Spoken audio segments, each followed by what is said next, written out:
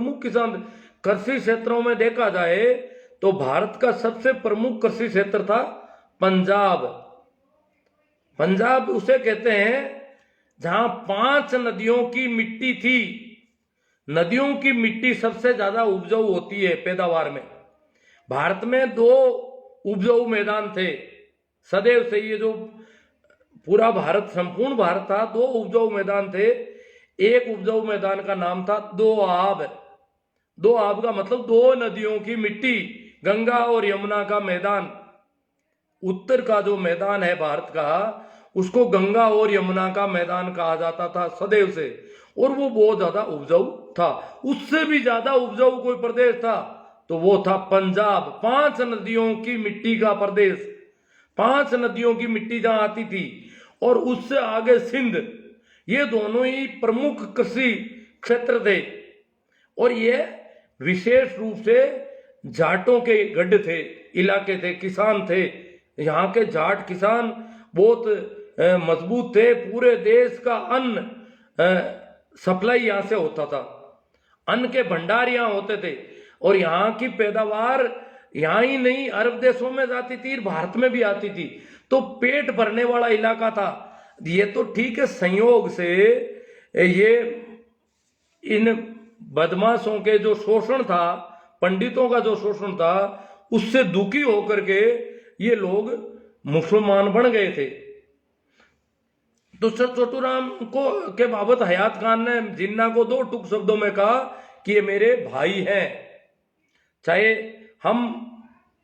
हमारा खून का रिश्ता है, चाहे हम सिख हो, चाहे मुसलमान हो, और चाहे हम जाट हों, जो सनातन धर्मी है, कुछ भी कहा जाए।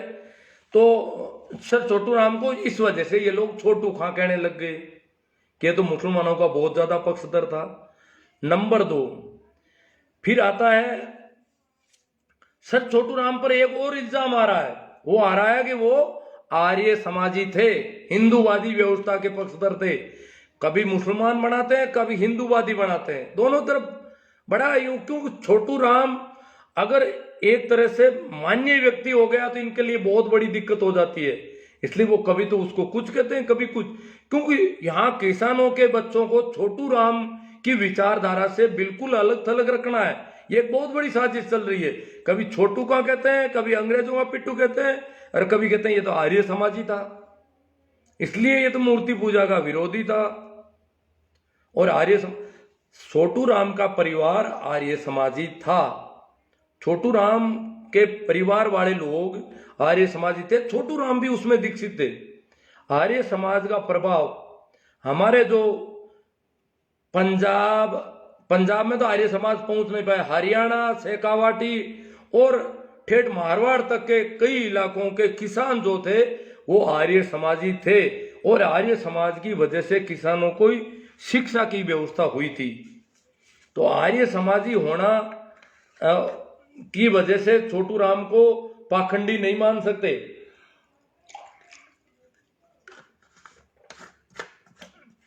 थोड़ा मैं आर्य समाज के संबंध में परिचय दे दूं। यहाँ शेखावाटी के कई मित्र हैं, वो बहुत ज्यादा आर्य समाजी हो सकते हैं। आर्य समाज एक कौन सा संगठन है?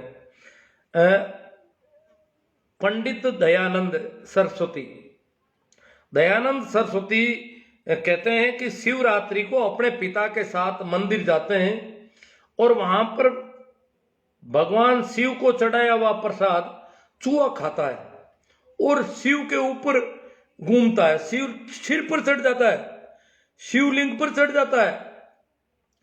तो वो और उसके पिता दयानंद के पिता हाथाजोड़ी करते हैं उस मूर्ति से। तो दयानंद कहता है कि ये बहुत गड़बड़ है, ये चूहा ऊपर कैसे चढ़ गया भगवान के, और इसका मतलब ये भगवान नहीं है, ये तो पत्थर ही है।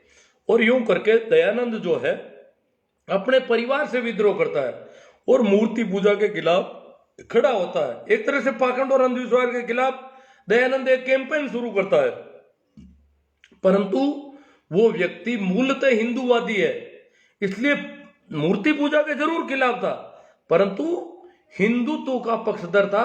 मूर्ति पूजा के बजाय वेदों की ओर लौटो, यज्ञ करो, हवन करो, यज्ञोपवीत पहनो और संस्कृत के मंत्र पढ़ो, सारा का सारा हिंदूवाद में डालना चाहता था। और उसको समाचार मिला कि पंजाब का किसान, दयानंद को पता था कि सिंध और पंजाब के बहुत सारे किसान पहले से मुसलमान बन गए। ये जो किसान मुसलमान बने हैं, ये हिंदुओं की बहुत बड़ी आबादी होती, परंतु ये बहुत मजबूत हिंदू थे। भारत की बहुत ताकतवर कौमें थी जिन्होंने भारत की रक्षा हजारों वर्षों तक की। भारत पर जो भी हमले होते थे वो सिंध और पंजाब झेलता था। सिंध और पंजाब के किसान बाहर से आने वाले आक्रमणकारियों से लोहा लेते थे रोज। जैसे सिंध पर पहला हमला 712 में दाहिर पर किया मोहम्मद बिन कासिम ने, तो दाहिर ने डटकर उससे मुकाबला किया। पंजाब पर बहुत सारे हमले हुए, सिंध पर बहुत सारे हमले हुए और इन्होंने मुकाबला किया। यहां तक कि मोहम्मद गजनवी जब यहां से वापस सोमनाथ को लूट कर जा रहा था तो कहते हैं कि सिंध के किसानों ने, वहां उसके ऊंट थे, सोमनाथ से बहुत बड़ी संपदा लूट के गया तो सिंध के किसानों ने उसके कई ऊंटों को अलग कर दिया और उसमें से कहते हैं काफी धन जो है उन्होंने गजनवी से लोहा लेते हुए गजनवी को लूटा। उल्टा जो गजनवी भारत को लूटता था उस गजनवी को किसानों ने लूटा, सिंध के किसानों ने। तो सिंध और पंजाब के किसान बहुत मजबूत कौमें थी और वो सारे मुसलमान बन गए थे। दयानंद को यह डर था कि हिंदू फिर क्या रहेंगे, ये भुखमरे लोग रहेंगे, ये सारे लोग मुसलमान बन रहे हैं। और फिर उसको पता चला कि पंजाब के जो बाकी बचे हुए लोग थे वो नानक साहब की वजह से सिख बन गए। उन्होंने वहां से पंडितों को खदेड़ दिया। पंजाब ऐसा प्रांत है वहां पंडितों की भुखमरी आ गई,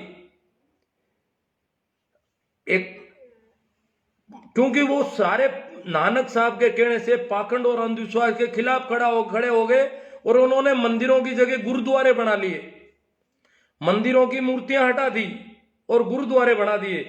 बोले हम ही गुरु है और ये गुरुद्वारा है। तो इस प्रकार पंजाब खिलाफ हो गया। अब उसको डर लगा दयानंद को कि ये मारवाड़ के किसान, शेखावाटी के किसान और हरियाणा के किसान भी सिख बनेंगे या मुसलमान बन जाएंगे, ये अब नहीं रहेंगे, क्योंकि ये जिस प्रकार से इनको पंडित लूट रहे हैं उस वजह से ये इसमें नहीं रहेंगे। तो इसी डर से वो आया। तो यहाँ पर मेरे देखे यहाँ पड़ोस के कई गांव मुझे मिले हैं आर्य समाजी, वो कहते हैं हमें यज्ञोपवीत धारण करवाए, वेद मंत्र पढ़ाए, हवन करना सिखाया और वेदों की ओर लौटो और इस प्रकार का नारा दे करके और ये किया। हाँ, मृत्यु भोज की खिलाफत की, कई कुरीतियों की खिलाफत की दयानंद ने, परंतु कट्टर हिंदू बनाने में लग गया किसानों को ताकि वो सिख नहीं बने। और यहां से शेखावाटी और हरियाणा में तो उसने बहुत ज्यादा, हाँ, एक योगदान है कि दयानंद की वजह से, जैसे जो केशवानंद जी और ये जो हुए हमारे, ये शिक्षा की जागृति जरूर हरियाणा और शेखावाटी में जो एजुकेशन हुआ वो दयानंद के आर्य समाज की वजह से तेजी से हुआ। हमारे यहाँ भी जो शुरू में पढ़े वो सभी लोग आर्य समाजी थे, आर्य समाजियों के संपर्क में थे। तो एजुकेशन में आर्य समाज का योगदान था, परंतु वो हिंदूवादी संगठन था शुरू में। जैसे मूलचंद जी आर्य, मैं आपको मूलचंद जी आर्य के बारे में थोड़ी सी बात बताता हूँ। मूलचंद जी आर्य यहाँ नागौर के रहने वाले थे।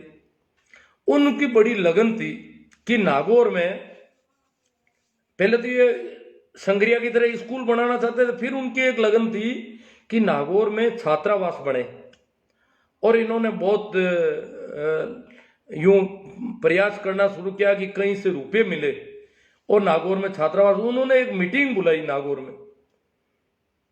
ये मीटिंग उन्होंने बहुत पहले बुला दी 1912 में। नागौर में एक क्या है कि देखो, मूलचंद जी आर्य का पढ़ने का कारण, मूलचंद जी तो एक सामान्य थे आदमी थे, परंतु संयोग से अलाय में उनके ही कोई रिश्तेदार जैन साधु थे। जैन साधु आज भी जाटों में से, इन जातियों में से बनते हैं। तो वो जाट थे और साधु थे, तो उन्होंने वहां सेवा के लिए इनको बुला लिया और वहां रहते थे, उनका कामकाज करते थे। वहां करते करते वो पढ़ गए, तो फिर जैन शास्त्रों को भी पढ़ा और पढ़ाई कर ली उन्होंने। तो जैनों की वजह से पढ़ा, तो जैनों के बारे में उनको अच्छा नॉलेज था, परंतु उन्हें पता चला कि हम जो हैं जैन नहीं है, तो वो जैनों के खिलाफ हो गए और हिंदू बन गए। फिर आर्य समाज का प्रभाव पड़ा तो आर्य समाजी बन गए, आर्य समाजी बन गए और सीकर और इधर उनका आना जाना रहा संगरिया स्कूल में, तो वो आर्य समाजी रहे। परंतु वो कहते हैं कि हमने जो 1912 की मीटिंग ली नागौर में, उसमें मूलचंद जी आर्य ने यहाँ इकट्ठा किया इनाना पट्टी, बदाना पट्टी, खारी पट्टी के पट्टीदारों को बुलाया मुख्य रूप से, और बुला करके उनसे बात की मौजूद आदमियों से, और कहा कि हम जो है यहाँ छात्रावास बनाना चाहते हैं और तुम लोग रुपयों की बचत करो, रुपये चाहिए, रुपये के बिना छात्रावास होगी नहीं, और छात्रावास में बच्चे खाएंगे क्या, तो छात्रावास बनाना हमारा ध्येय है। तो कहते हैं कि वहां कुछ रुपयों की बोली लगी, कुछ रुपये, लोगों ने कहा कि एक हड़ पर 1 रुपया तय कर दो, हर साल हड़ पर 1 रुपया। पट्टीदारों को ये ड्यूटी दी गई कि पट्टीदार अपनी पट्टी में प्रत्येक किसान के 1 हड़ का 1 रुपया लेंगे, और वो रुपया इकट्ठा करके हम छात्रावास बनाएंगे। तो रुपयों की काफी बात हो गई, अढ़ाई से कुछ रुपयों की बोली हो गई, और यूं करके बलदेव राम जी उसमें थे। तो बलदेव राम जी ने कहा कि भाई ऐसा है कि आप लोग छात्रावास नागौर में होनी चाहिए, मैं भी मानता हूं, परंतु अभी जोधपुर में छात्रावास की ज्यादा जरूरत है। जोधपुर की छात्रावास जब तक हमारी मजबूत नहीं हो जाए, अभी तो किसान अपने बच्चे नहीं दे रहे अपन को, तो पहले तो किसानों के बच्चे लेने हैं, वहां ले जाके पढ़ाना है उनको। दूसरा, जोधपुर की छात्रावास को मजबूत करना। ये जो रुपया आपको मिल रहा है ये जोधपुर, तो यहाँ कुछ लोगों ने विरोध किया। मूलचंद जी आर्य ने कहा नहीं, सही बात है, जोधपुर में जरूरी है, और वो हमारे बीच का इलाका पड़ता है, पूरा स्टेट है वहां पर। तो फिर वो यहाँ से कुछ रुपया जो हुआ जोधपुर ले गए, और वहां की छात्रावास को मजबूत करने की कोशिश में वहां उन्होंने किया। तो रुपये बचाने के लिए उन्होंने जो तरकीब बताई वो बताई, डाटियों को पैसा देना बंद करो। डाटी लोग मृत्यु भोज जो मौसर होते थे उनमें पैसा लेते थे, शादी में पैसा लेते थे, वो झगड़ने लग जाते थे, और बाप दादाओं के परदादाओं के कईयों के नाम जानते थे, और कहते थे कि वो बहुत अच्छे थे, तुम्हारे दादा अच्छे थे, परदादा अच्छे थे, और ये वो थे, और तुम गए गुजरे हो, तुम कुछ देते नहीं, और वो ऐसा देते थे हमको। उन डाटियों के पास और कोई कमाई नहीं थी, यही था नाम लेना, और नाम लेकर के हल्ला मचाना, और हल्ला मचा के पैसे ले लेना। तो सबसे पहले इन्होंने कहा कि भाई डाटियों को देना बंद कर दो, तुमसे ये लोग रुपये लूटते हैं, इनको देना बंद करो, तो रुपये हो जाएंगे। दूसरा, ब्राह्मणों को बोले कि ब्राह्मणों को रुपये मत दो, तो इसमें थोड़ी अड़चन आ गई। अब क्या कि आम जनता, डाटियों को तो गरीब आदमी है, उनको तो रुपये बंद कर सकते हैं, ब्राह्मणों को रुपये बंद करना बड़ा मुश्किल मामला है। तो कहा कि ब्राह्मणों को तो रुपये तो बंद नहीं होंगे, एक तय कर लो कि गांव के ब्राह्मण को दो, दूसरे गांव के ब्राह्मण को देना बंद कर दो। तो ये हुआ तय हुआ, मौसर को छोटा करो, और यथासंभव 35 साल से छोटे का मौसर बंद करो। उस समय पहला अभियान 1912 में तय किया गया कि 30-35 साल के जो मौसर हो रहे हैं वो बंद कर दो, और मौसर को कम कर दो, इतने ज्यादा लोगों को खाना मत खिलाओ। अनाज तो ही नहीं, उधार अनाज लेके आते और खिला देते हो, फिर खाओ क्या खुद? तो खाते तो खींचड़ा ही थे, मौसर में भी राबड़ी और खींचड़ा ही था, कोई मिठाइयां नहीं बनती थी, परंतु राबड़ी और खींचड़ा खाने का मतलब है घर में अनाज नहीं रहना पीछे। तो इस प्रकार की ये कंडीशन थी। तो वहां कहते हैं कि डाडियों वाले मामले में जगह जगह फिर इन्होंने बोले कि फला गांव में डाडियों ने उदंगल मचा लिया, तो ये भाई मूलचंद जी आर्य और ये लोग जाते कि डाडियों को तो कुछ नहीं देना है, 1 रुपया भी मत दो। फिर बताया कि सेवड़ी में या कहीं डाडियों को दे दिया, तो फिर ये लोग वहां गए और उन लोगों को बहुत धिक्कारा कि शर्म आनी चाहिए, डाडियों को तुमने रुपये क्यों दे दिए। फिर वहां से लिखा पढ़ी करवाई उनसे कि डाडियों को आइंदा से रुपये नहीं दोगे, और ब्राह्मण सिर्फ अपने गांव के ब्राह्मण को ही रुपये दोगे, दूसरे जो ब्राह्मण अड़ोस पड़ोस से दूर दराज से आ जाते हैं उनको रुपये देना बंद कर दो। ये इस प्रकार का, क्योंकि ब्राह्मणों पर जैसे मृत्युभोज में कई लोग कहते हैं आपने ब्राह्मणों का तो कुछ किया ही नहीं, मृत्युभोज का अधिनियम बना तो उसमें भी ब्राह्मणों की थोड़ी छूट रखनी पड़ी, क्योंकि ये धार्मिक मामला आ जाता है यहाँ पर। और एकदम आदमी भाई कहते हैं कि मृत्यु हरिद्वार जाना बंद कर दो तो बड़ी अड़चन आ जाएगी, ये आम आदमी के दिमाग में बैठेगी नहीं। और फिर अड़ोस पड़ोस वाले चारों ओर इसके खिलाफ खड़े हो जाएंगे और वो बैठेगा ही नहीं, चाहे वो कितनी नीचे से नीचे। कहने को कहते हैं हम मनुवादी नहीं है, हम बौद्ध हो गए, ये हो गए, फिर भी हरिद्वार जाना ही पड़ता है, क्योंकि लोग छोड़ते नहीं, उनको हरिद्वार भेजना पड़ता है। कई लोग बौद्ध बन गए, कई कहते हैं मनुवाद के खिलाफ है, ये जाट जो है मनुवादी है, या ओबीसी वाले मनुवादी ज्यादा है, हम शेड्यूल कास्ट वाले मनुवाद के खिलाफ है। और मैं इनको हरिद्वार जाते देखता हूं तो मैंने कहा कहा मनुवाद के, आप कौन से खिलाफ हो मनुवाद के? आप कहने को कहते हो मैं बौद्ध हूं और हरिद्वार दौड़ना पड़ता आपको, इन बाप को ले जाके वहां जमा कराना पड़ेगा बाप को। ये कहां से मनुवाद निकल गया? अभी मनुवाद बहुत भारी है। तो अभी एक घटना आई बिलाडा के पास की, मैं उसका थोड़ा जिक्र कर दूं। अखबार में खबर आई कि लॉकडाउन की वजह से पुजारी की आर्थिक हालत खराब हो गई। मंदिर बंद रहे तो पुजारियों की कमाई कम हो गई। पुजारी की कमाई का साधन है मंदिर। मंदिर देखा जाए तो पुजारी का उद्योग धंधा है, पुजारी का व्यवसाय है, पुजारी की दुकान है, जहां वो माल कुछ नहीं देता है, पैसे ले लेता है। देने में तो अदृश्य देता है, पुण्य होगा, ये होगा, आगे अगले जन्म में फायदा होगा, या घर में बीमारियां नहीं आएगी, ये समृद्धि होगी, धन धान्य होगा, पर दिखते कुछ नहीं है और वो पैसे ले लेता है। ऐसी दुकान है जहां खाली पूड़िया भी नहीं देता। भाई दूसरी दुकान वाले बढ़िया की दुकान में थोड़ा सामान कम तोल देता होगा, थोड़ी उसमें मिलावट होगी, हो थोड़ी पूड़िया में गड़बड़ होगी, परंतु कुछ देता है बेचारा। 10 रुपए में 9 रुपए का 8 रुपए का सामान देता है। ये तो 10 रुपए में कुछ भी नहीं देता, खाली पूड़िया भी नहीं देता। जो मंदिर नाम की दुकान लगा रखी है इन पुजारियों ने, वो देते कुछ नहीं, परंतु चिंता हुई बहुत ज्यादा। किसको?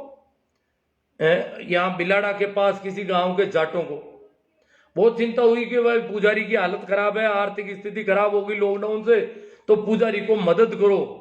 और गांव में से चंदा हुआ और 2.5 लाख रुपया, अखबार में आया, 2.5 लाख रुपए चंदा करके पुजारी को भेंट कर दिया कि लॉकडाउन से तुम्हारी जो हालत खराब हुई है, आर्थिक हालत, उसकी भरपाई हम करते हैं। पुजारी पर बहुत दया आती है, क्यों? पुजारी मर गया तो हमारा मंदिर मर जाएगा, हमारा भगवान मर जाएगा, फिर हम हमारे बरसात ही नहीं होगी, हमारे बेटे भी नहीं जन्मेंगे, बेटे निरोगे भी नहीं रहेंगे, सारा ही गड़बड़ हो जाएगा फिर तो। देखो इसी बेवकूफियां हमारे दिमाग में फंसा रखी है। तो उन्होंने 2.5 लाख रुपए इकट्ठे करके उसको दिया पुजारी को। अब इनसे पूछा जाए कि तुम्हारे गांव में क्या एक पुजारी की आर्थिक हालत खराब है? क्या पुजारी के घर में भूखमरी आई है? तुम्हें यह पता होना चाहिए कि तुम्हारे गांव का जो हरिजन है, जो मेहतर है, जो तुम्हारे मरे हुए जानवरों को घसीट करके बाहर ले जाकर के निस्तारण करता है, वो मेहतर जिसकी वो तुम्हें बीमारियों से बचाने के लिए गांव में दुर्गंध नहीं फैले, उन जानवरों को घसीट के बस्ती से बहुत दूर ले जाकर के डालता है, उसको उसकी तुमने कभी चिंता की? उसकी आर्थिक हालत कभी खराब नहीं हुई? क्या उसमें गरीबी नहीं आई कभी? क्या वो कुपोषण और भूखमरी में नहीं आया कभी? उसके लिए कभी चंदा किया तुमने? नहीं, उसको देने की जरूरत नहीं, वो तो पापी है, मर जाए तो अच्छा है। पुजारी जो है पुण्य आत्मा है और पुण्य आत्मा को देना चाहिए, वो तो पापी है, अपराधी है। जो तुम्हारी सफाई की व्यवस्था करती है मेतरानी, वो तो पापी है, जो तुम्हें बीमारियों से बचाते हैं। पुजारी बीमार पड़ गया, उसको 2.5 लाख रुपए चंदा करके दे दिया, और ये जो मेहतर बीमार पड़ता है इसको कोई देने वाला है? जो तुम्हें बीमारियों से बचाने के लिए बीमार पड़ रहा है बेचारा। परंतु हमारे सारे शास्त्रों ने कहा है कि मेहतर कभी गरीब नहीं होता। गरीब इतनी शास्त्रों में हजारों कहानियां मिल जाएगी, वहां यही होगा कि एक गरीब ब्राह्मण था, एक नगर में एक गरीब ब्राह्मण था, उसकी गरीबी बहुत गजब की थी, इतना गरीब था कि रोटी नहीं मिलती थी, उसकी मां भूखी रहती थी। वो सुदामा सुदामा की कहानी, इतनी गरीबी की कहानियां ब्राह्मणों के संबंध में शास्त्रों में लिखी गई, पर कभी नहीं लिखा कि एक गरीब मेघवाल था, गरीब हरिजन था, गरीब जाट था। ये तो गरीब होते ही नहीं है, गरीबी सिर्फ सिर्फ ब्राह्मणों में है, और उनको सहायता करो तो स्वर्ग में मिल जाएगी जगह। ये शास्त्रों में सारी बातें ऐसी लिखी थी, तो ये बेचारे अभी भी वो 2.5 लाख रुपए इकट्ठे करके उन्हें ही देते जा रहे हैं। मैं तो क्या है कि बिल्कुल अलग तरह का रहा। बहुत पहले, कई वर्षों पहले गांव में मंदिर बना, तो बोले कि इसमें पुजारी किसे रखें, तो यूं बात चल रही थी। मैंने कहा भाई पुजारी तो जो ज्यादा पूजा करे उसको रखें। कि ज्यादा कैसे? मैंने कहा भाई देखो मैं बताता हूँ आपको, अगर आप हरिजन को रखते हो तो वो ज्यादा घंटे बजाएगा और ज्यादा पूजा कर देगा आपके, और कम रुपये में कर देगा। क्या यही कोई होता है क्या? मतलब ये एकदम से वो जिन लोगों से 2-4 आदमियों से मैंने बात की, वो एकदम से यूं हो गई, ये कोई बात की बेवकूफी भरी बातें करते हो। मैंने कहा भाई देखो पूजा ज्यादा कर देगा, पैसे कम ले लेगा, तो सस्ता मिले उससे करवानी चाहिए। और घंटी जोर से बजा देगा, तुम कहोगे तो नंगारे फोड़ देगा तुम्हारे, और नंगारों को वही बांध देगा वापस। नंगारों को जो खाल से बांधने पड़ते हैं, पंडित तो बांधेगा नहीं। वो हरिजन जो है अपने नंगारे भी ठीक कर लेगा और वो बजाएगा भी ठीक। तो अब अपन काफी चर्चा इधर उधर होली। विशेष रूप से जो बात आज करनी है वो है कि हम कल क्या करना है।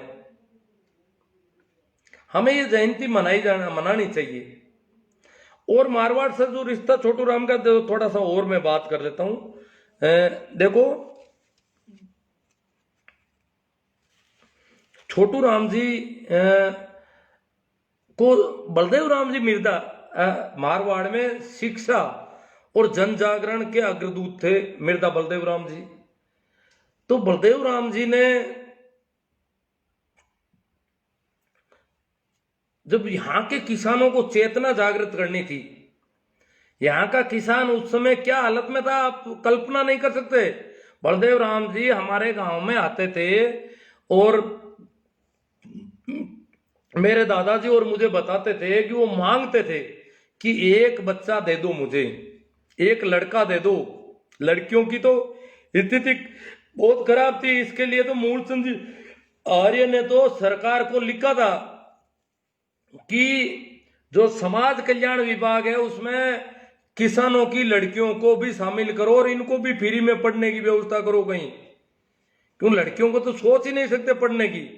तो लड़कों की थी, तो लड़के मांगते थे तो लड़के देते नहीं थे लोग। लड़का बड़ा मुश्किल से पैदा हुआ है, बड़ा किया इसको, और थोड़ा बड़ा नहीं होता तब तो काम शुरू कर देता। लड़का 5-6 साल का बच्चा, 7 साल का बच्चा घर में और खेत के कामों में काम में सारा देने लग जाता था, और इधर उधर बकरियों में और ये सारे काम लड़का करता था। तो ये लड़के इतना काम करते थे, तो लड़कों की वजह से तो खुद का पेट भरता था। जब यहाँ तो प्रत्येक व्यक्ति काम करता था तो भी पूरा पेट नहीं भरता था। यह हालत थी कि शोषण बहुत ज्यादा था। यहाँ तो मंडी फंडी के अलावा जागीरदार का शोषण बहुत भारी था। तो लड़का दे कौन? लड़का तो मुश्किल से जन्मा, बहुत थालियां बजाई है लड़का जन्मा तब। और लड़के की माँ को हमने घी खिलाया है, और लड़का आपको कैसे देते हैं? वो बोलते हैं हम पढ़ाएंगे, इसको कामयाब करेंगे, तो लड़का नहीं मिलता। हमारे गांव में एक आदमी को लेके गए थे सिर्फ, और यहाँ इधर उधर गए थे, तो बलदेव राम जी वहां जाकर के बताते थे कि लावारिस बच्चे हैं, इनके माँ बाप नहीं है। वहां यही कहते थे ताकि कहीं कोई बड़ियों से 2 रुपये, कहीं कोई अनाज मिल जाए थोड़ा इनको खिलाने के लिए। तो बलदेव राम जी जो पढ़ाना चाहते थे उनको खिलाए क्या? अनाज चाहिए था। तो उनकी नौकरी से कोई इनका पेट सबका भरने वाला नहीं था। तो ये लड़कों को ले जाते, फिर वो बताते कि अनाथ बच्चे हैं, इनको यहाँ पढ़ाना है। तो अनाथ मूलचंद जी आर्य तो कहते हैं हमने खेती भी की लड़कों के लिए, लड़कों से ही खेतों में काम करवाना शुरू किया, पढ़ने वाले लड़कों से ये तो करना पड़ा। तो इस प्रकार वो ले जाते थे और उनको पढ़ाते थे। फिर किसान, उस समय हमारे किसानों में बाजार जाने वाला ही कोई नहीं था, हालत बहुत खराब थी। बहुत कम गांव गुवाड़ी में एक आध आदमी कभी शहर जाता था, पैदल जाता था, और वो भी कब? जब घर में कोई नया बच्चा जन्म लेता था। तो उसके लिए थोड़ी सूंठ लोद वगैरह वो लेके अजवाइन वगैरह लेने बाजार जाता था और धोती में बांध के वो सारा सामान लेके आता था। इस प्रकार बाजार जाते थे। और मेरा गांव थोड़ा नागौर के नजदीक था, तो यहाँ से लोग कभी तो अनाज बेचने छकड़ी बैलों से लेके जाते थे बेचने, कभी ईंधन जो लकड़ियां थी वो बेचने जाते थे शेर वालों को, और कभी चारा बेचने के लिए जाते थे शेर के पशुओं के लिए। तो इस प्रकार ये थोड़ा बहुत आना जाना, पर वो शेर के लोगों से डरे वैसे रहते थे अलग, क्योंकि इनका रहन सहन बिल्कुल लगभग नंगे बदन थे, बहुत कम कपड़े, पुराने जो आप बताओ कि कमीज नहीं पहनते थे, सिर्फ थोड़ी सी धोती बांधते थे। वो भी कब, शादी के बाद धोती बांधनी शुरू कर देते थे, उससे पहले धोती भी नहीं थी। तो इस प्रकार नंगे बदन से इस प्रकार के लोग गांव में होते थे। तो इन लोगों को बलदेव राम जी ने कहा कि जोधपुर में किसान सम्मेलन है, अप्रैल के महीने में 43 में रखा उन्होंने, और वहां सर छोटू राम को बुलाया किसानों के नेता के रूप में। सर छोटू राम को जोधपुर बुलाया। इससे पहले सर छोटू राम 1934 में सीकर आ चुके थे।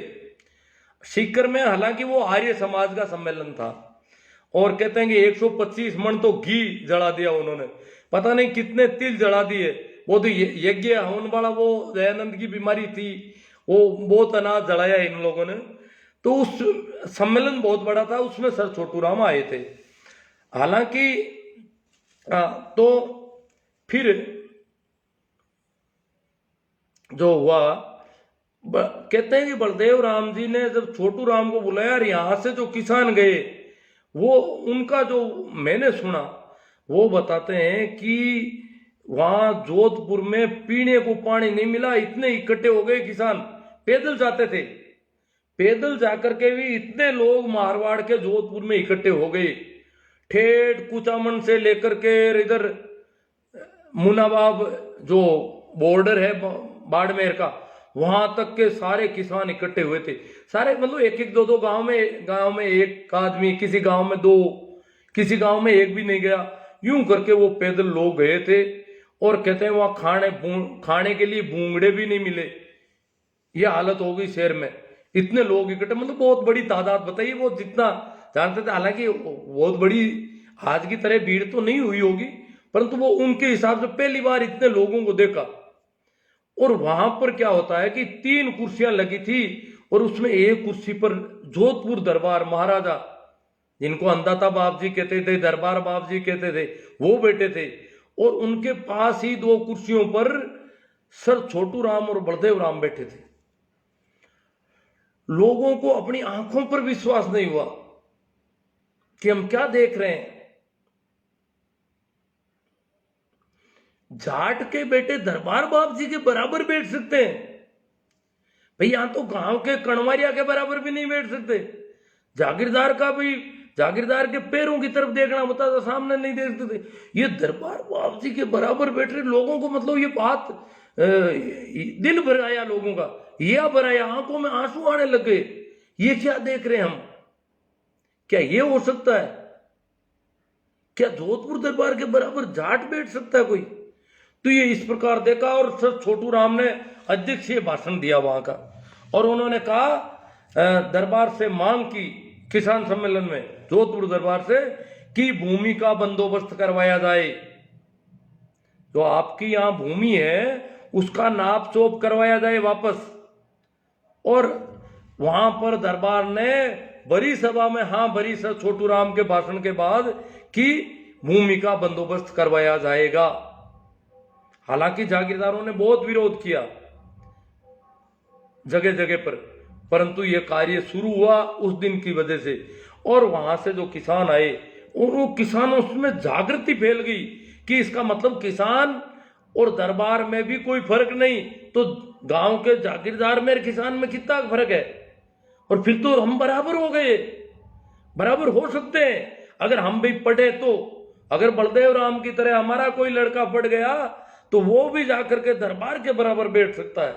ये यूं लोगों के दिमाग में आया, और पढ़ाने के प्रति एक जागृति पैदा हुई कि ये पढ़े लिखे लोग, सर छोटू राम तो LLB किए हुए थे, वकील थे, तो वो तो बहुत विद्वान व्यक्ति थे, अच्छे, बहुत अच्छे लेखक थे। हाँ, दूसरा एक बात मैं भूल गया बीच में, पंडितों के खिलाफ यहाँ कहते हैं कि यहाँ जो तय किया था 1912 में नागौर की मीटिंग में कि गांव के ब्राह्मण के अलावा किसी को शादी में पैसे नहीं दोगे, 1 रुपया ब्राह्मण लेता था। ये बोले कि ये ब्राह्मणों के रुपये बंद करो और किसान छात्रावास में चंदा दो, ये तय किया उन्होंने। तो बोले कि ये तो बड़ा मामला गड़बड़ हो गया, ब्राह्मण आएंगे तो खाली कैसे जाएंगे, ये बड़ी दिक्कत हो गई। डाटियों को तो निकाल देंगे बाहर, पर इन ब्राह्मणों को कैसे बाहर निकालेंगे? डाडी को तो नहीं देंगे, ये समझ में आ गया, पर ब्राह्मणों का क्या करें? तो ये बड़ी अड़चन हुई। तो ब्राह्मणों को बोले कि ब्राह्मणों को एक बार आए तो कुछ कर दो उसका, बाद में कह दो आप आइंदा आए तो नहीं मिलेगा। ब्राह्मणों को जगह जगह कहना शुरू कर दो कि हमारे गांव में बाहर के ब्राह्मणों को नहीं मिलेगा, ये प्रचार करो आप। तो ये बड़ी हुई, जगह जगह कई जगह ब्राह्मण आ जाते हैं। फिर कहते हैं कि ऊंट वालिया गांव है नागौर के पास, वहां एक शादी थी, उसमें 300 ब्राह्मण आ गए बाहर के। शादी का समाचार सुना और इलाके के दूर दराज के ब्राह्मण आ गए पैदल और बोले शादी है जजमान के घर पे। तो ब्राह्मण आ गए, तो ब्राह्मण को 1 रुपया दे, अब इतने रुपये। तो कहते हैं कि वहां पर ये समाज सुधार वाले ये चले गए, बोले कि नहीं। तो फिर ये तय हुआ कि गांव के ब्राह्मण को 1 रुपया दे दो और बाकी वाले ब्राह्मणों को चारा नहीं दे दो, 25 पैसे दे दो, 4 आने दे दो। 4 आने दे करके उनको कह दो आइंदा कहीं पर भी आप लोग गए तो कोई रुपया नहीं देगा दूसरे गांव में। तो इस प्रकार का इसका ये लोग जो है पंडितों के पाखंड और अंधविश्वास के खिलाफ हो गए, यहां तक कि आरएसएस के भी खिलाफ हो गए। मैं बताता हूं कि ये कहते हैं ना आर्य समाजी हिंदुत्ववादी थे, तो जिस किसान छात्रावास में मैं पढ़ता था वो मूलचंद जी आर्य की नींव रखी हुई थी, नागौर की किसान छात्रावास। मूलचंद जी आर्य के बहुत संगी साथी रह चुके थे। करण सिंह जी वो हमारे सुप्रिटेंडेंट थे किसान छात्रावास के, हमारे जमाने में भी, तो बहुत बूढ़े व्यक्ति थे। तो करण सिंह जी यहाँ पड़ोस में, यहाँ माड़ी और ये लोग जो है एक शाखा का कार्यक्रम लगाते थे, आरएसएस की शाखा किसान छात्रावास से थोड़ा दूर। तो इधर उधर बाहर जब हम कमरों में जाते तो कमरों के लड़के जो है वह शाखा में जाते। तो मैंने कहा यार किसान छात्रावास में बात की भाई शाखा में जाना चाहिए, क्या नहीं शाखा में गए तो गुरुजी मारेंगे बुरी तरह से, शाखा में कभी नहीं जाना। तो हमने कहा यार ये कोई बात हुई क्या, बताएगा कौन इनको गुरुजी को? तो मैं जो है शाखा में चला गया कुछ दिन के लिए। तो शाखा में गया तो वहां तो आरएसएस के लोग थे, वो नेकर लाठी वो सारा, और बोले कि वहां पर मुसलमानों ने हिंदुओं की लड़की का ये कर दिया और वो ये लव जिहाद जैसी बातें और ये कर दिया। और फिर इन आरएसएस के जवान लाठियां लेकर के गए, उनको मारा और पीटा और ये वो, उनको मार दिया और भगा दिया। आरएसएस हमारी रक्षा करता है, ये लाठी हाथ में रखनी, संगे गच्छे वो प्रतिज्ञा और तरह तरह के लपड़े, और वहां थोड़े खेल करवा देते और फिर ये कचरा दिमाग में भरते थे। मैंने कहा यार बहुत अच्छी बातें करें, हमारे हिंदुओं के लिए तो बहुत ही वास्तव में गजब की बातें, हमें बहुत अच्छी लगी। हाँ, अब ये डर यही है कि करण सिंह जी को पता चल गया तो बुरी तरह से मारेंगे। मैंने कहा यार ये क्या बात है, ये करण सिंह जी किसानों के, हमारे इतने बच्चे इस हॉस्टल में रहते हैं, इनको जाने नहीं देते शाखा में। शाखा तो हमारे लिए बहुत अच्छा काम कर रही है। ये तो हमें बहुत बाद में पता चला कि वास्तव में करण सिंह जी सही कर रहे थे। तो करण सिंह जी, बलदेव राम जी या मूलचंद जी, छोटू राम जी, सभी शुरू में आर्य समाज से प्रेरित थे। इनके एजुकेशन में आर्य समाज का कुछ रोल था, कुरीतियों के खिलाफ भी आर्य समाज का रोल था, परंतु बाद में ये सभी आर्य समाज और हिंदुत्ववादी संगठनों के खिलाफ हो गए थे सख्त। ये मूल बात ये है। अब जो बात करनी है इसमें मैं देख रहा था,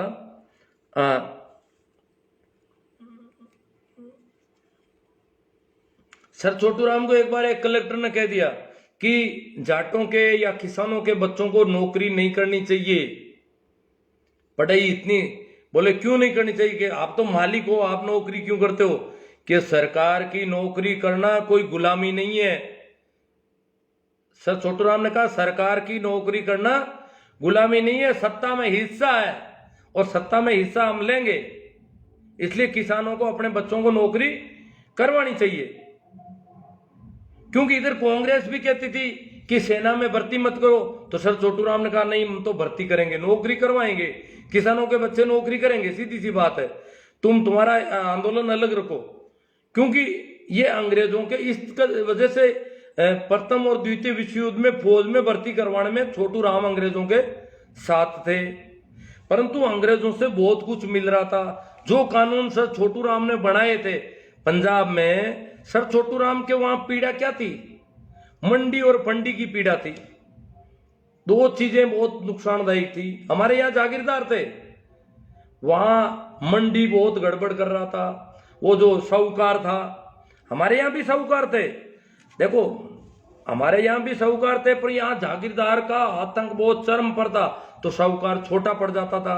वहां पर जागीरदार का वो लफड़ा नहीं था, इसलिए मंडी और फंडी के खिलाफ उनका बड़ा आंदोलन था।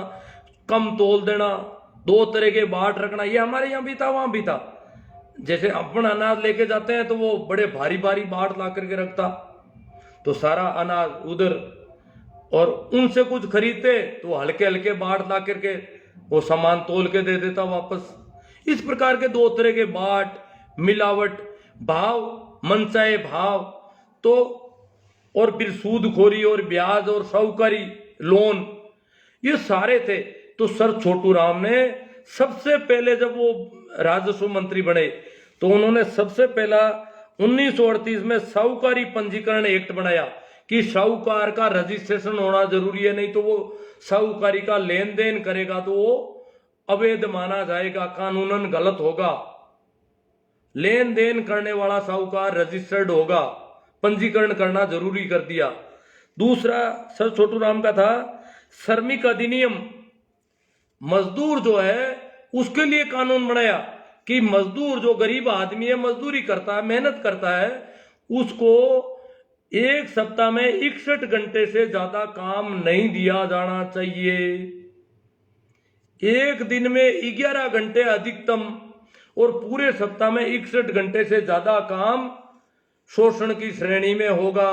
कानून बना दिया, अगर किसी मजदूर को 61 घंटे से ज्यादा काम करवाया जाता है सप्ताह में तो वो कानूनन अपराध है। तो बंधुआ मजदूरी पर लगाम कसी। बंधुए मजदूर थे, 24 घंटे मजदूरी करनी, फिर भी रोटी नहीं मिलती, तो उन्होंने कानून बनाया और साल में 14 छुट्टी जरूरी कर दी।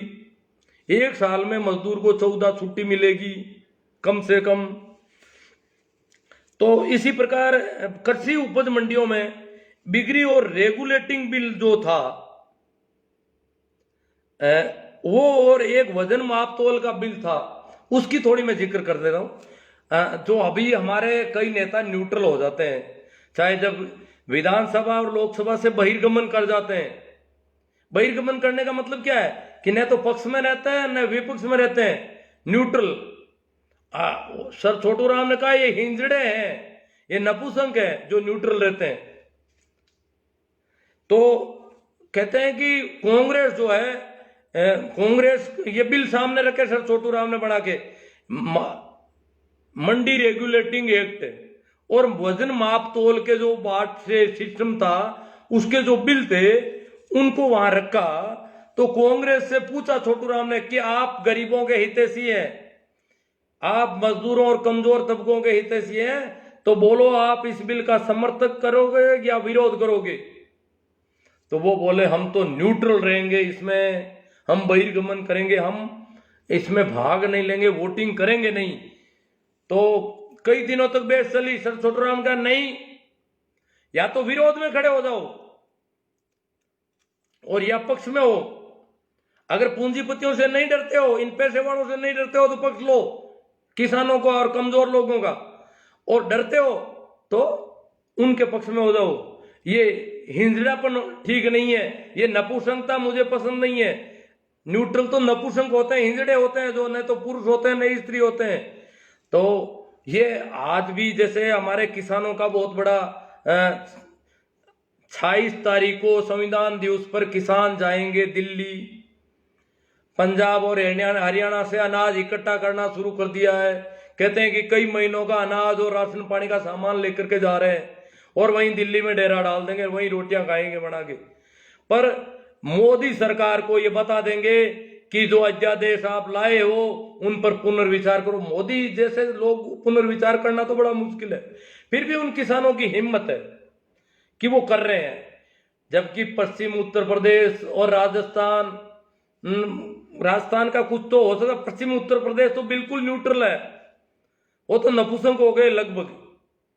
तो ये हालत है हमारी। तो ये न्यूट्रल जो लोग हैं, जो किधर भी नहीं है, न तो किसानों के साथ है न सरकार के साथ है, तो इस तरह के लोगों को सर छोटू राम ने ये हिंजड़ा की उपाधि दी थी। तो कई बातें हो गई, अब इतनी बातें हो नहीं पाएगी। बातें तो मैंने क्या कुछ लिख ली तो ज्यादा हो गई बातें, इतनी नहीं करेंगे अपन, बहुत हो गई। तो अपन को जो मुख्य रूप से जो बात करनी थी, जिसके लिए मैंने इतना देखो मैंने काफी पानी पी लिया और काफी बोला हूं गुरुजी, बात बहुत कुछ मिक्स कर दिया, बहुत कुछ बातें सर के ऊपर से निकल गई। चल रही है, चलने दो। हाँ देखो भाई विजय चौधरी जी, आप कह रहे हो मैं सारे कमेंट लूंगा। वैसे मैं जो विशेष रूप से आज का क्यों कर रहा हूं, एक तो कल सर छोटू राम की जयंती है और 2 दिन बाद में ही संविधान दिवस है। ये हमारे लिए बहुत महत्वपूर्ण दिन, हम भूल गए।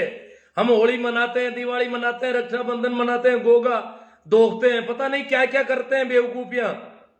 हम मूर्तियों के फेरियां लगाते हैं, कभी 11, कभी अमाउर, कभी श्राद्ध, कभी नवरात्रा, बिना मतलब के झंझट तो हम हजार करते हैं, परंतु हमारे उन लोगों को याद नहीं किया जिन्होंने हमारे लिए भूखे प्यासे। मूलचंद आर्य ने नागौर की किसान छात्रावास के बच्चों को खिलाने के लिए रोटी नहीं थी, अनाज नहीं था, छिन्नवा अकाल पड़ गया। ऐसा अकाल पड़ गया कि मूलचंद जी आर्य ने कहा रोटी तो कहीं, अनाज तो गांव में भी नहीं जाऊं तो लाऊं कहां से, और बच्चे मर जाएंगे भूखे। पानी नहीं था शहर में, तो उन्होंने बच्चों को लाए, चेनार में ले गए बच्चों को। वहां एक कुआं था, वहां से पानी निकलवा कर पानी की व्यवस्था की। अब खाने को अनाज नहीं, और अनाज खत्म हो जाएगा तो हमें अनाज देने वाला यहाँ कोई नहीं है, तो कलकत्ता गए। यहां से मूलचंद जी आर्य नागौर से कलकत्ता गए कि कलकत्ता में मारवाड़ी रहते हैं। मूलचंद जी आर्य ने स्पष्ट लिखा अपनी किताब, अपनी जीवनी में, कि वहां सेठ साजूराम होते थे जो जाट थे, और वहां सेठ बन गए थे। पहले मुनीमगिरी करते थे बड़ियों की, महाजनों की, तो वहां मुनीमगिरी में पड़ गए और जानकार होशियार हो गए, तो कुछ पैसा हो गया।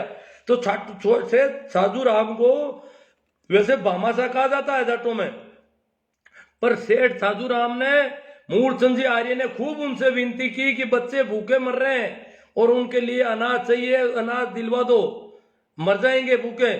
कहते हैं कि साजूराम ने हमें कुछ नहीं दिया। हाँ, 4-5 टाइम उनके घर पे रोटी जरूर हमने खाई थी। 2 आदमी यहां से गए थे, फिर उन वो बनियों के पीछे पड़े।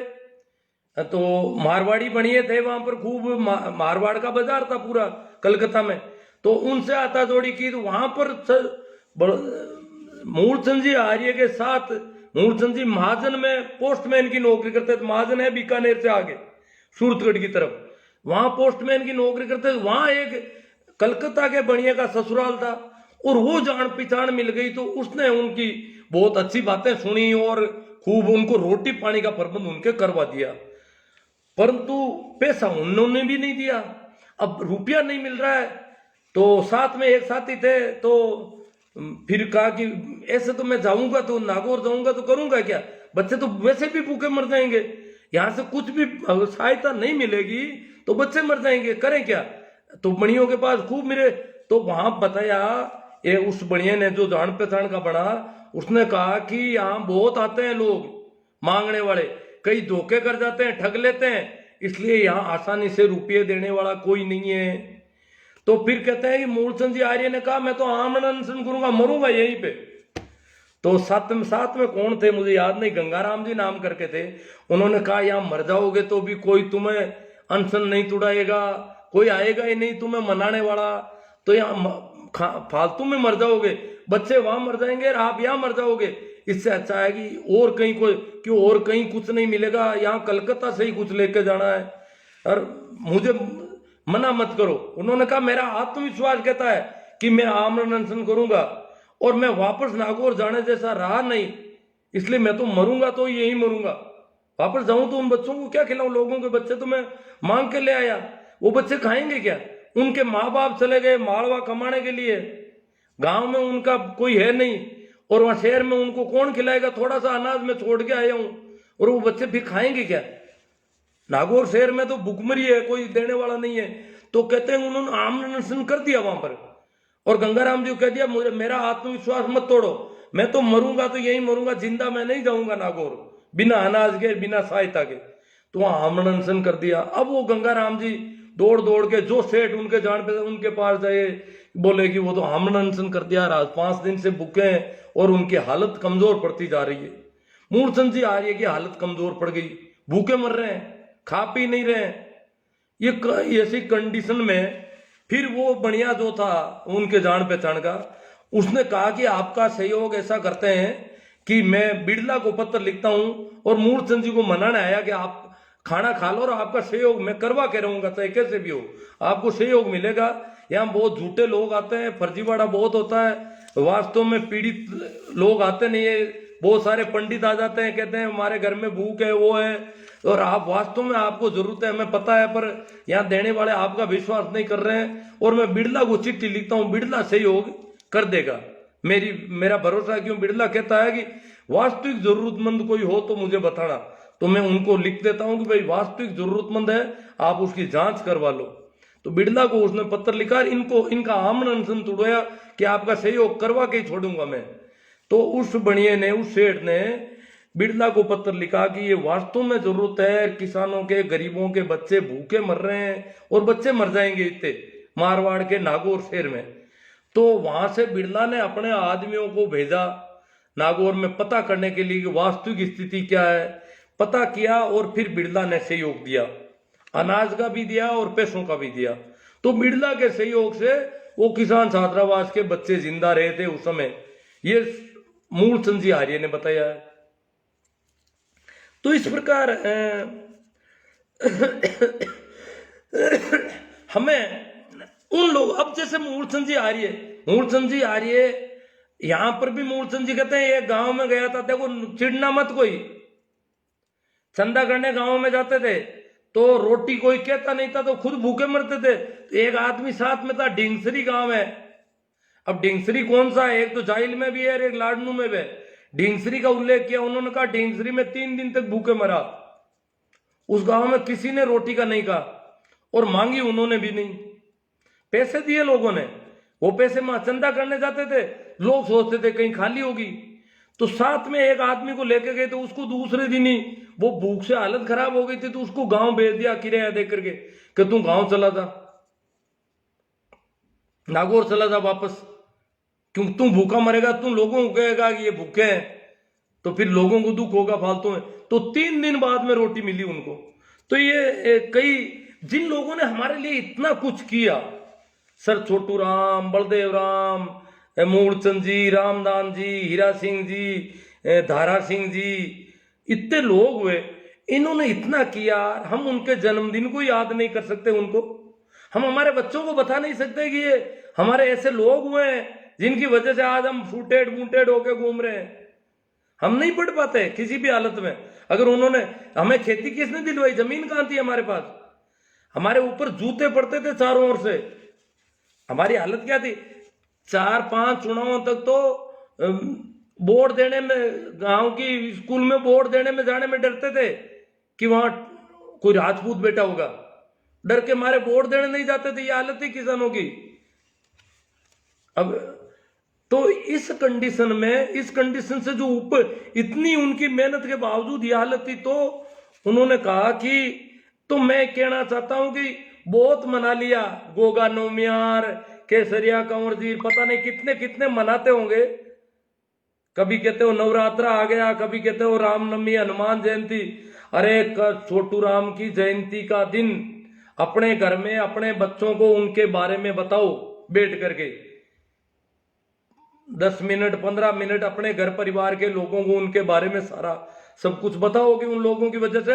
और ये 24 नवंबर छोटू राम की जयंती है, ये हर बच्चे को याद होनी चाहिए कि छोटू राम ने हमारे लिए क्या किया। ये बातें बताने की है, ये दिन मनाने गए।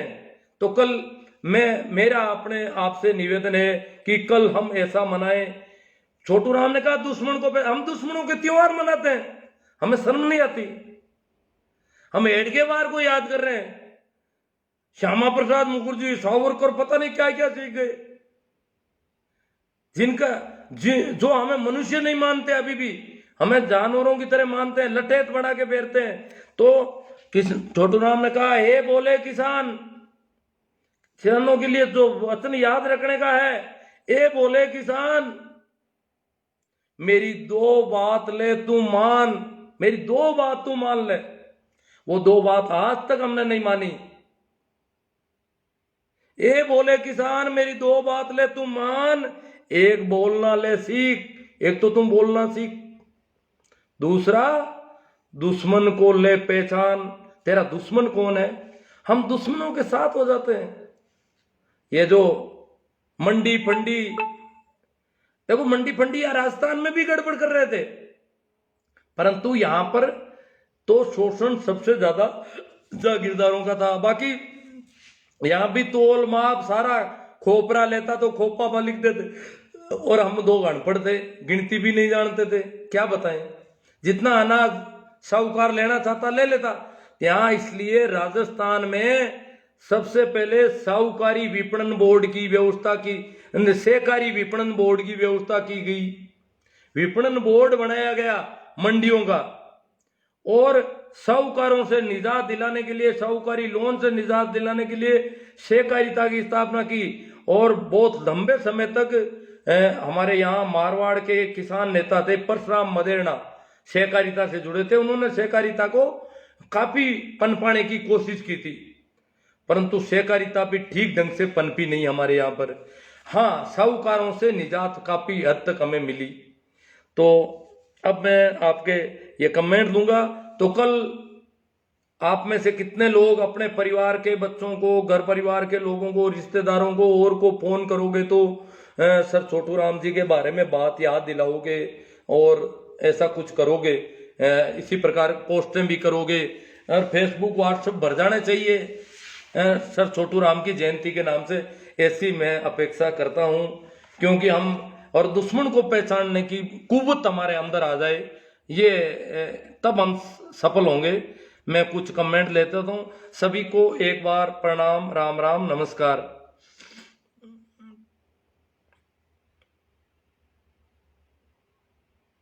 हाँ भाई, शोभाचंद जी कहते हैं बहुत बढ़िया ज्ञानवर्धक चर्चा है गुरुदेव। हाँ, बहुत लंबी चौड़ी चर्चा कर दी, मुझे लग रहा है मेरा गला तक जवाब दे रहा है थोड़ा थोड़ा। और कुछ जोर से भी तेज बोलता हूँ, शायद समझ में आपके तो सुन देते हो आप, मुझे वापस सुनता हूँ तो नहीं सुनाई देती ठीक से। पता नहीं, मुझे ध्यान नहीं रहता है, भाव गड़बड़ हो जाता है बोलने का। जय सिंह जी बुढ़ानिया, किसानों के मसीहा सर छोटू राम जी को कोटि कोटि नमन। मेरा राम सर छोटू राम, गणपत लाल जी जाट। 2 नदियों के बीच का उपजाऊ दोआब प्रदेश, हाँ दोआब प्रदेश और पंजाब 5 नदियों की जमीन है। शोभाचंद जी, पाखंडवादियों ने सर छोटू राम के बारे में ज्यादा कुछ ज्ञान भारतीय समाज को दिए ही नहीं है। हाँ, वो तो नहीं देंगे जी। यूनिनिस्ट सुमेर जी डुकिया कहते हैं सर आप चौधरी छोटू राम जी के बारे में बता रहे हो, आपका बहुत बहुत धन्यवाद। ये यूनिनिस्ट मिशन है। सर छोटू राम जी यूनिनिस्ट पार्टी के मेंबर थे, उसी की सरकार में थे राजस्व मंत्री। मही राम जी सारण बोझा सर आप तो बहुत ज्ञान की बात बता रहे हो। ओ सारण साहब को बहुत अच्छी लगी। ये भोजा सर जोधपुर में है उधर। मई राम जी सारण बोधा सर, हाँ ठीक है।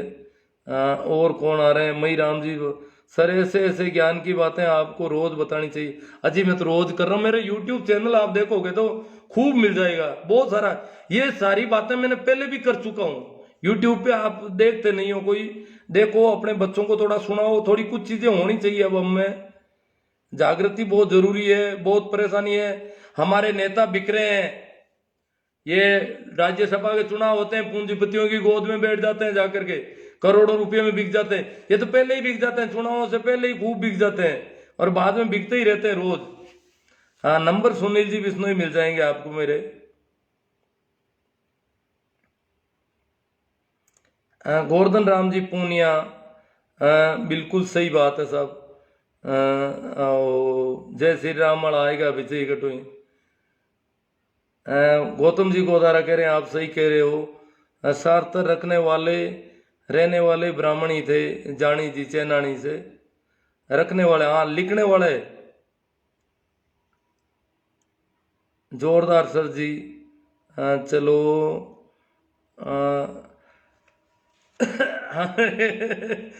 भाई बागड़िया जी कह रहे हैं नमन शिक्षा उत्प्रेरक को। हाँ, शिक्षा का उत्प्रेरण हमें बलदेव राम जी से और इन लोगों से मिली। राम स्वरूप जी चौधरी, किसान विरोधी आरएसएस। हाँ, ये तो तय है, आरएसएस तो किसानों का, मजदूरों का, गरीबों का, कमजोरों का नहीं हो सकता कभी भी। ये तो हमें सिर्फ यूज की वस्तु मानता है। उपयोगी जानवर होते हैं दो तरह के, एक तो मालवाहक पीठ पर ढोने के लिए, दूसरे होते हैं दूध दूहने के लिए। तो हमें तो उपयोगी जानवरों की तरह मानता है ये। अंधविश्वास और पाखंड में पैसा बर्बाद करने से बेहतर है नेमी जी सोमरवाल कि बच्चों की छात्रावास और कोचिंग सेंटर वगैरह सुविधाएं उपलब्ध कराने के लिए पैसे खर्च कर सकते हैं तो आने वाली पीढ़ियों को अच्छी शिक्षा मिल सकती है और आकर्षित किया जा सकता है और मानव जीवन को सुधार कर सकते हैं। जेठाराम जी, आरएसएस कट्टरता के जेर से ब्रेन वॉश करता है, कूप मंडूक बना देता है और मशीन बनाता है आदमी को। हाँ, यही है। विजय चौधरी, गुरुजी आज बहुत कुछ मिक्स कर दिया, बहुत कुछ बातें सर के ऊपर से निकल गई। कोई बात नहीं, आप मिक्स मैं कर देता हूँ, ऐसी आदत है। पर आप पूरा इत्मीनान से अगर सुनोगे, इसको शेयर करोगे तो आपको और कई बातें मिलेगी। इसमें मैंने काफी बातें की आज। भाई इंदौरिया जी, कमल जी कह रहे हैं आरएसएस की वजह से भारत चल रहा है, नहीं तो मिनी पाकिस्तान बन जाता है। देखो आरएसएस की वजह से भारत पाकिस्तान बन जाता है। तो पाकिस्तान तो हमारा ही है ना, ये किसानों का ही पाकिस्तान है। पाकिस्तान वाले हमें परेशानी दूसरी है। रामसूप जी चौधरी, किसान कौम का कोहिनूर सर छोटू राम जी। कोहिनूर थे, बहुत पढ़े लिखे थे उस जमाने में, किसानों में पढ़ने लगे। यहाँ मारवाड़ में तो 8वीं पास भी बड़ा मुश्किल, तो वो एलएलबी थे। बलदेव राम जी से पहले, बलदेव राम जी तो एक जागीरदार घराने थे, फिर भी इतने पढ़े लिखे नहीं थे। पढ़े लिखे, यहाँ पढ़ा लिखा था कौन? और उस समय वो एलएलबी थे, उनसे भी पहले। महिपाल जाट, ताऊ जी आपने तो सारी बातें खरी खरी बोल दे मनवादी पाखंडी होकर किसान का मेरा कौम को इनकलाब आंधी सर याद पर चलते हुए शहीद आजम भगत सिंह की भूमिका निभानी होगी। अब निभाओ भाई, जिनको निभानी है। देखो भाई, नमो बुद्धाय सर जी, आपको बहुत आभार। आप SC ST OBC को जगाते रहे हो, हमारे समाज का सोया हुआ है, आप लगे रहे हो, हम आपके साथ हैं। गुरु जी प्रणाम, नमन बार बार आपको। नमस्कार। हाँ, आपका ज्ञान राजनीति तक ठीक है इंदौरिया जी, बाकी हमारे भगवान आराध्य देवी देवताओं पर टिप्पणी बंद करो। लो, इनके आराध्य भगवान देवी देवता पता नहीं क्या क्या है। विजय चौधरी, तुम्हारे भगवान को कहो कि इनका मोबाइल खराब कर दो। विजय चौधरी हाथों हाथ जवाब दे रहे हैं। देखो, ये बोलना सीखना हो गया ना, दुश्मन को पहचानो और बोलना सीखो बस। राम कह रहे हैं जवाब सही है, आपका ज्ञान राजनीति तक ठीक है ना। भगवान सभी के हैं, तुम्हारे मतलब क्या है इंदौरिया?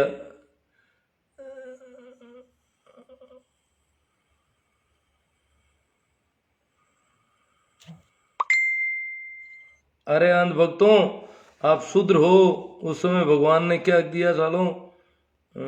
चलो बिल्कुल सही sir, I respect to you. गासल साहब जयपुर से। ओ हनुमान जी है? नहीं, वो हनुमान जी ये दूसरे हैं, हनु गासल।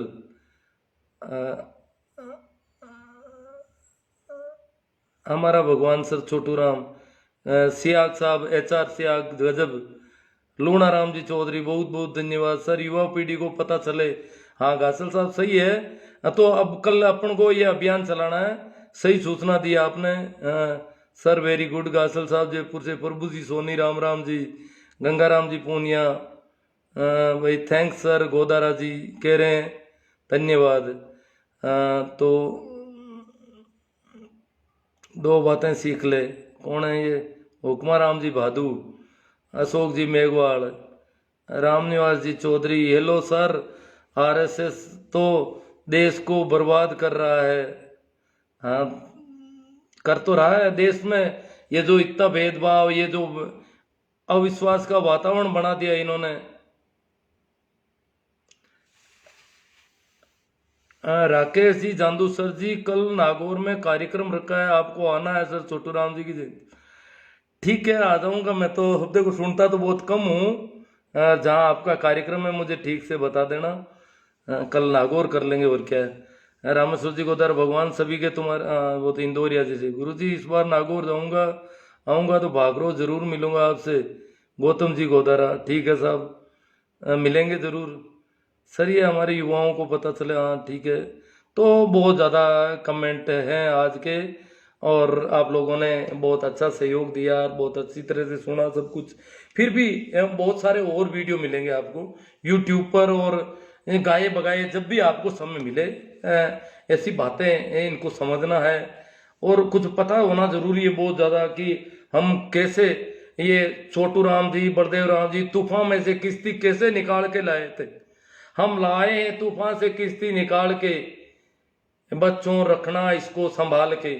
तो इसको संभाल के रखना, जो किश्ती किस तूफान में से निकाल के लाए हैं। जो मंडी फंडी या जिन लोगों के ये नहीं है कि हम ब्राह्मणों से दुश्मनी पाले या बणियों से पाले, राज किसी से दुश्मनी नहीं, हम सबके मित्र हैं।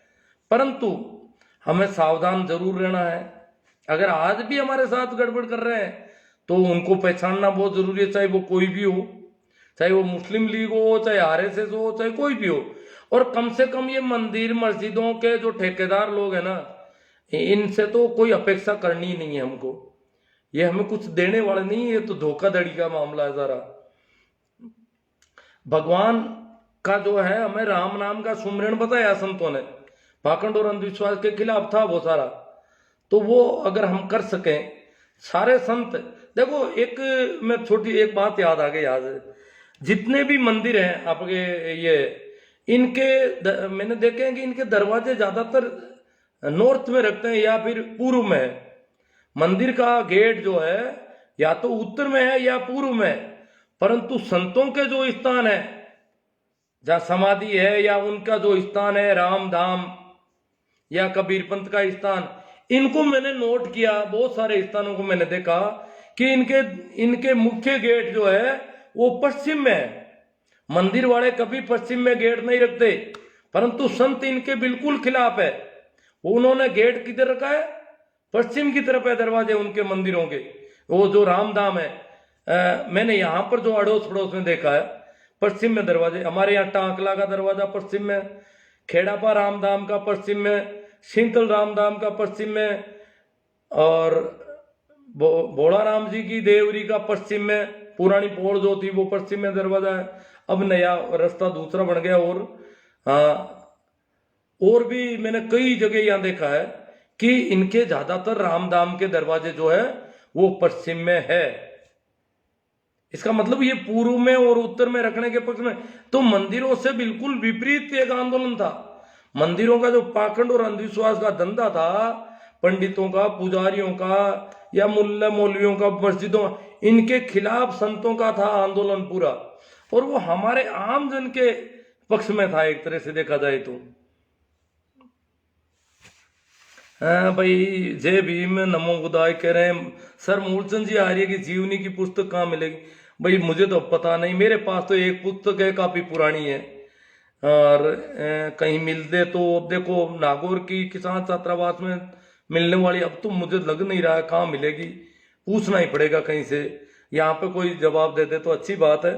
मूलचंद जी आर्य ने कहा कि ये जो छुआछूत है, देखो उस जमाने में, और बोले या नागौर मारवाड़ में उस जमाने में बहुत ज्यादा छुआछूत थी, कि देखो आदमी आदमी से इस प्रकार ऊंचा और नीचा मानना, ये बहुत बड़ी गड़बड़ है। तभी तो किसान छात्रावास में सभी जातियों के बच्चों को रखा था उन लोगों ने।